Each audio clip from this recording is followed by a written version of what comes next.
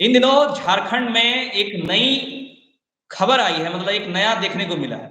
जैसे जहां ईडी हेमंत सोरेन को लगातार समन पे समन भेज रही है, वहीं हेमंत सोरेन उस पर कड़ा रुख अपनाते हुए एक ऐसा आदेश जारी कर दिया है जिसके कारण से अब ईडी के लिए कोई भी जानकारी या कोई भी इंक्वायरी करना आसान नहीं है।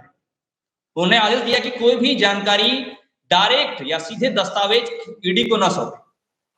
इस विषय पे चर्चा करने के लिए हमारे बीच मौजूद हैं वरिष्ठ पत्रकार ज्ञानेश श्रीवास्तव। ज्ञानेश जी, ये जो हेमंत सोरेन का नया आदेश जारी किया गया कि कोई भी दस्तावेज डायरेक्ट न सौंपे, कोई भी सेंट्रल एजेंसी आती है तो उन्हें कोई भी जानकारी न दे, और कोई भी जानकारी होगा वो मेन जो हेड होते हैं उनके थ्रू से वो पास होके जाएगा, वो जानकारी शेयर करना चाहेंगे तब शेयर करेंगे। ऐसे में ईडी के लिए या केंद्र एजेंसियों के लिए कोई भी जानकारी इकट्ठा करना काफी मुश्किल हो रहा है। तो ऐसे में क्या देखने को मिल रही है, आप किस नजरिए से इसे देखते हैं?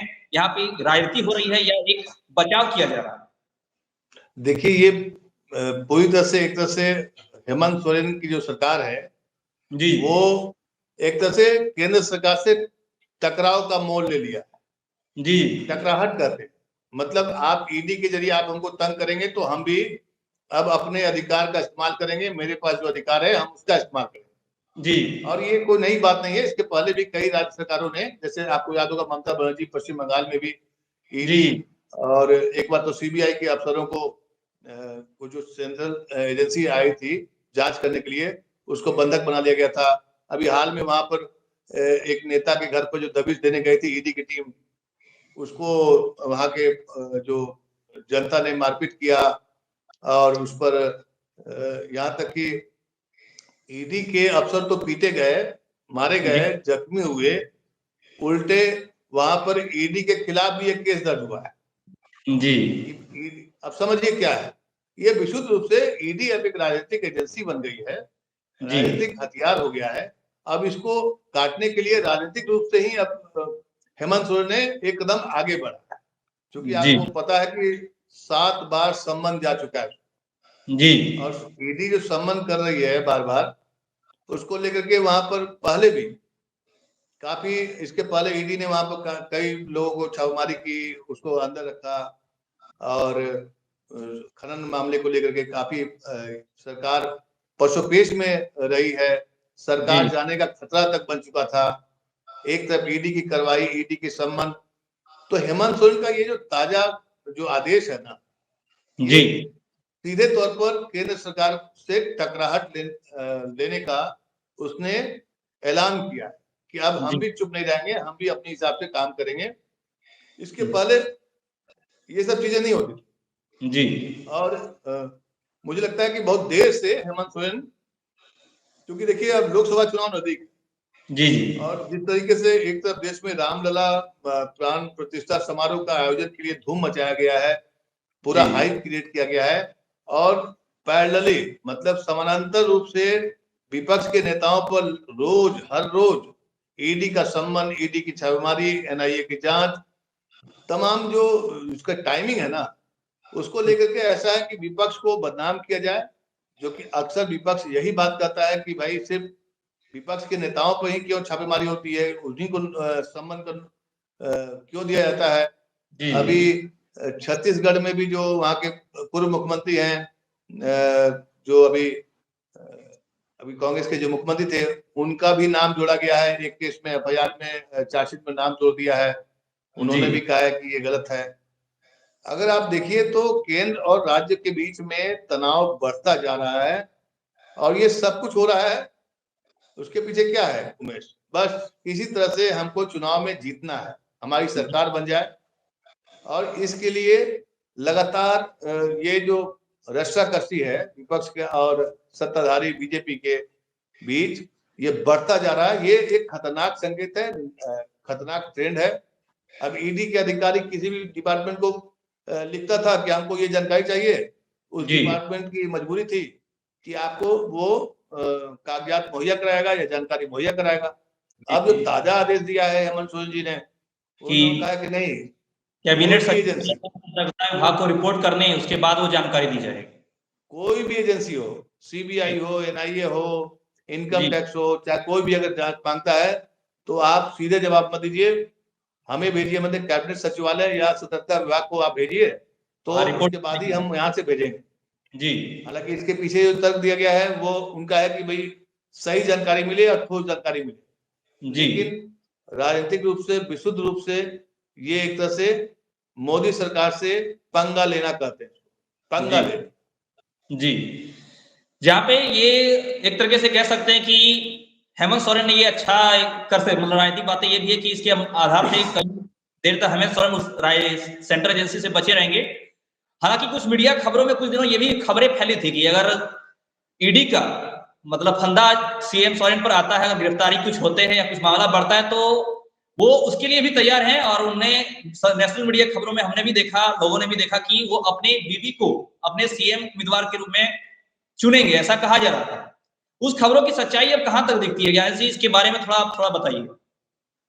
नहीं, खबरों की सच्चाई को जानना समझना बड़ा मुश्किल काम हो गया है हमें जी। एक ही तरह की खबरें बताई जाती है, बनाई जाती है, उसको प्रसारित की जाती है, खबरें तो बिल्कुल गायब है जी। अब हेमंत सोरेन अपनी बीवी के लिए जगह बना रहे हैं। अभी हाल में गिरिडीह के गांडे में जो एक सरफराज अहमद ने सीट खाली किया है जी, उसको लेकर भी काफी हलचल मची उस दिन की, भाई वहां से जो उनकी पत्नी है वह चुनाव लड़ेंगी, और दनादन जो है बीजेपी के नेताओं ने, बाबूलाल मरांडी ने, निशिकांत दुबे ने राज्यपाल को पत्र लिखा और बताया कि नहीं, आप नहीं कर सकते हैं।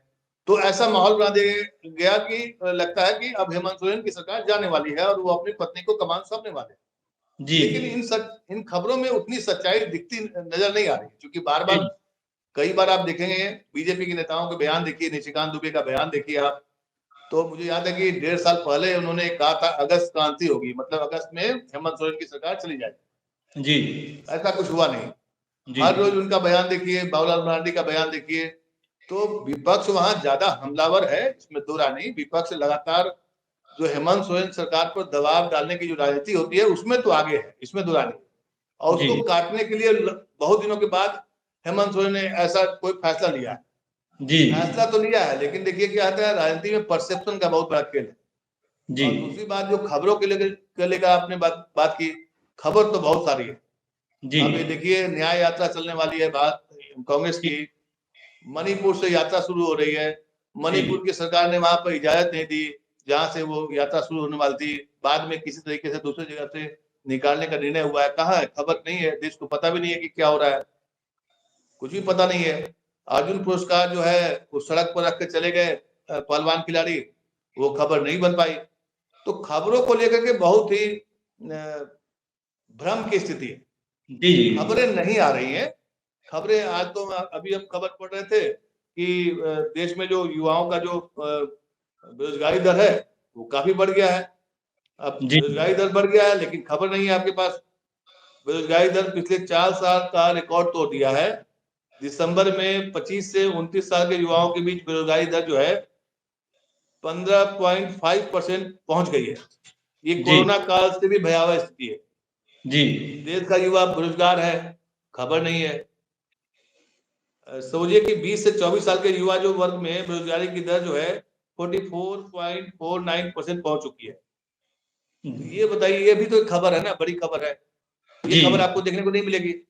तो हेमंत सोरेन को लेकर जो खबरें बनाई जाती है, बताई जाती है, अगर आप पिछले 1.5 साल 2 साल का अगर आप ट्वीट या बीजेपी के नेताओं का अगर बयान सुने तब तो समझिए कि हेमंत सोरेन की सरकार कब की जा चुकी होती हम लोग के हिसाब से। ऐसा कुछ देखने को नहीं मिला।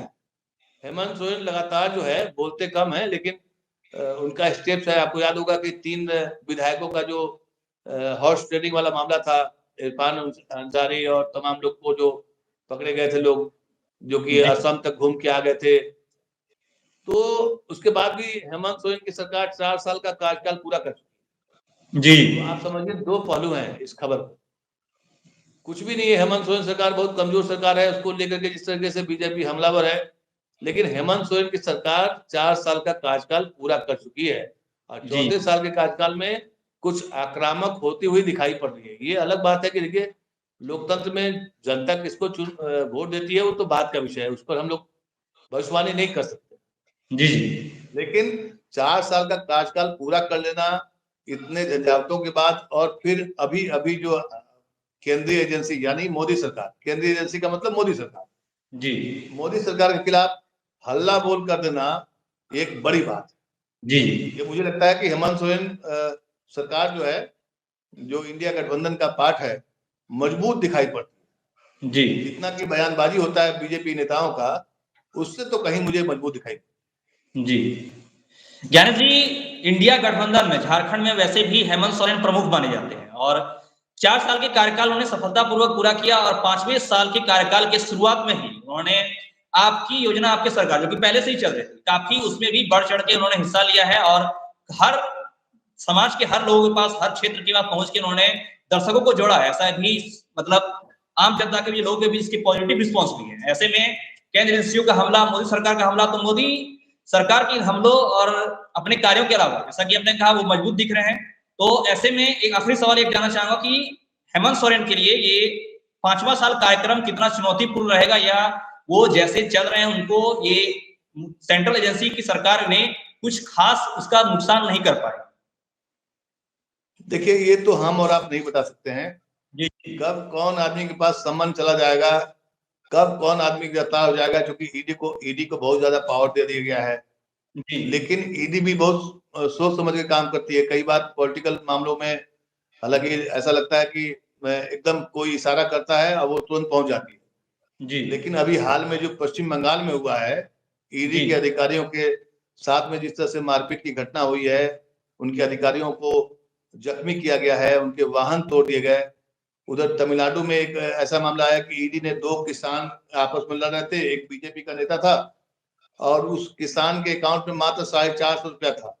जी ईडी ने उसको भी सम्मन कर दिया, सम्मन कर दिया। जब मीडिया में खबरें चलने लगी, सोशल मीडिया में तो नहीं, सोशल मीडिया में, तो फिर ईडी ने मैंने एक तरह से माफी मांगा और कहा कि नहीं गलती से हो गया है, हम इसको वापस लेते हैं। तो जी ईडी एक तरह से राजनीतिक एजेंडे के रूप में काम कर रहा है, इसमें दो राय नहीं है।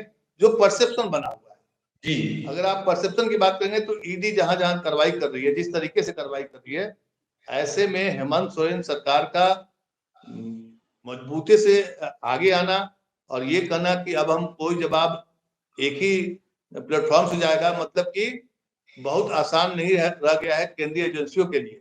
नॉट जी ईडी, सीबीआई हो, एनआईए हो, चाहे इनकम टैक्स हो, जितनी भी सेंट्रल एजेंसियां हैं जी उनके लिए अगर आप एक ब्लॉक खड़ा कर देते हैं, एक रोड़ा खड़ा करते हैं, इसका मतलब आप लड़ने के लिए तैयार हैं।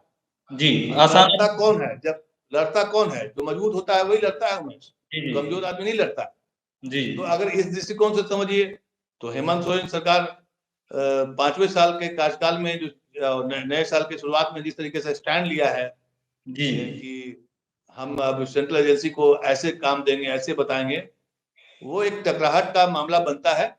जी और रही बात की चुनौतियां तो हमेशा झेलनी पड़ेगी जब तक मोदी सरकार, जी मोदी सरकार का जो कार्य करने का तरीका है उसमें कोई चैन से नहीं रह पाए। जी न खुद चैन से रहते हैं, न दूसरे को चैन से रहने देते हैं। जी समझिए इस बात को। और बहुत सारी बातें हैं, उस पर हम लोग जी चर्चा करेंगे फिर बाद में। लेकिन फिलहाल जो अभी लग रहा है कि मोदी सरकार के खिलाफ लड़ने का मन बनाया है हेमंत सोरेन ने। सरकार जाएगी या रहेगी ये नहीं बता सकते कोई। जी धन्यवाद ज्ञानेश जी, चर्चा में जुड़ने के लिए। काफी अहम खबरें जो आपने बताया, जो मीडिया में नहीं मिलती है। इजाजत चाहेंगे ऐसे ही आप डिस्कशन करके बताते रहिए, दर्शकों से भी इजाजत चाहेंगे, और आप भी दर्शक भी ऐसे खबरों से बने रहने के लिए हमारे चैनल को देखते रहिए, क्योंकि आपको यहाँ पे वो खबरें मिलेगी जो आपको नेशनल टेलीविजन या नेशनल मीडिया में देखने को नहीं मिलेगी। इसलिए चैनल को सब्सक्राइब करिए और शेयर जी करिए, लाइक करिए। जी नमस्कार। नमस्कार।